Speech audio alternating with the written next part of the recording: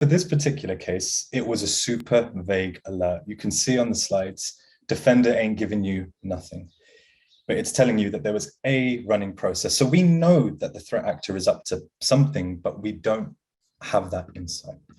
So we started to go and collect evidence, and we found some evidence that the threat actor had been brute forcing. Great, okay, well, why don't we forecast that they had been successful? Why don't we assume that they now control an account on the machine? Well, now we can go and start looking at locations that can betray what commands they could be running as a user. So one example that I love to go to is the PowerShell history file. People sleep on this. I don't know why. I think it's because the documentation isn't that great.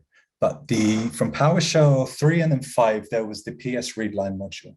It essentially let PowerShell have like a bash history file. It records the last 4,196 commands. It's quite a lot. Well, if you go and collect this file with the right version of PowerShell on the right host, it will snitch on the recent commands that an attacker has run. That is huge. This is barely forensics. This is just reading. So that's exactly what we did. We didn't do anything too clever. We just said, okay, well, how many users are on this machine? Well, why don't we just assume the threat actor controls them all?